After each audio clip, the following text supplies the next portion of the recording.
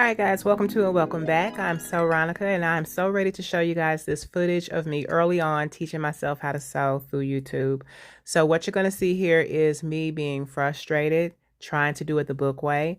I know I don't have to explain the process, but for the new people that are subscribing, thank you first and foremost. And the people who decided to hang around and see the journey, thank you as well. I appreciate you. But this is me uploading this because this was also a part of my journey. So now, without any further ado, this is a clip. Remember, this is past tense. This was before I made the wedding gown, all that. So, yeah. So these are my measurements.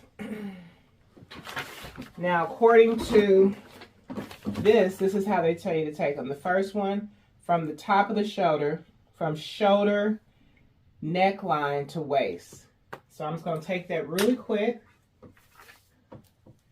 Shoulder neckline to waist.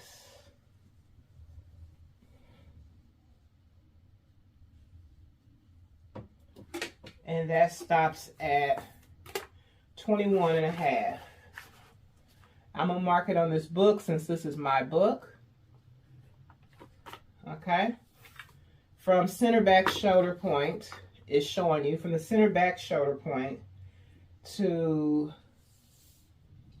the armhole to allow ease. So I'm going to take it from my shoulder to shoulder from the back, and then I'm going to divide that in two. That is 23 and a half full shoulder to shoulder length. Then we're going to say divided by 2 because it's just asking for a half. It's not asking for the whole thing, but I took it from the whole thing because how am I going to stop and do a half? How is that even possible from the back? Okay, from neck to waist, from the back of the neck to waist, which is pretty much the same thing.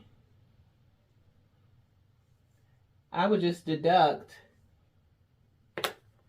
Yeah, that was pretty much the same thing. But let me double check because I might have to change that from the top of the shoulder to the waist.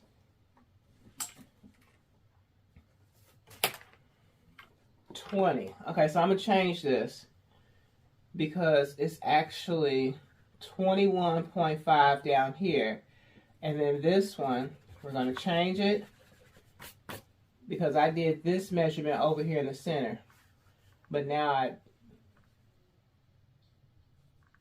we're going to change this to 20.5. All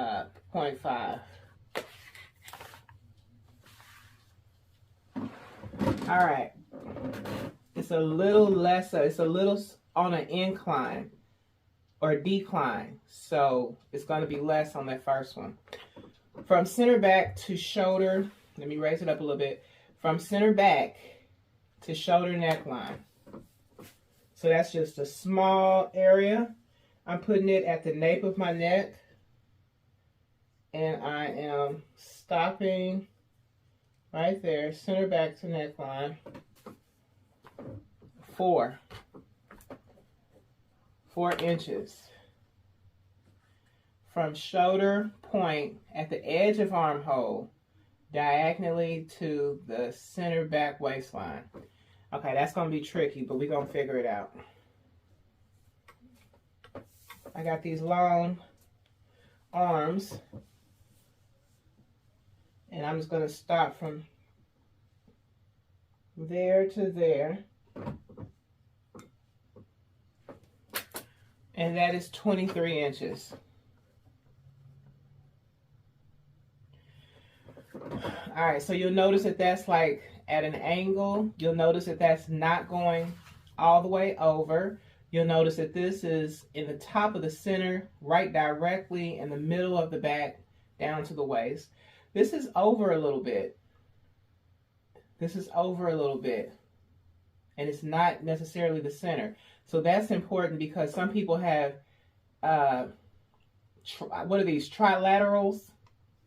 Trilateral biceps. Some people have like back fat. So you got to make room for the back fat. So right. So now that's the measure.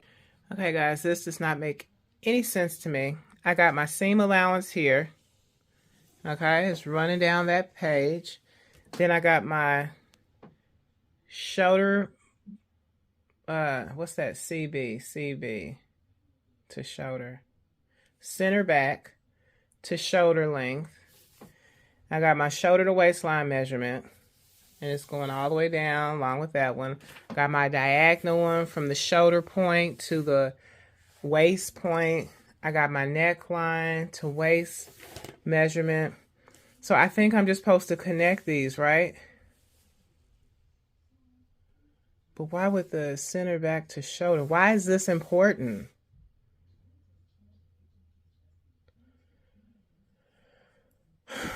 I just don't get it. I don't get it. You can't make a shirt from this.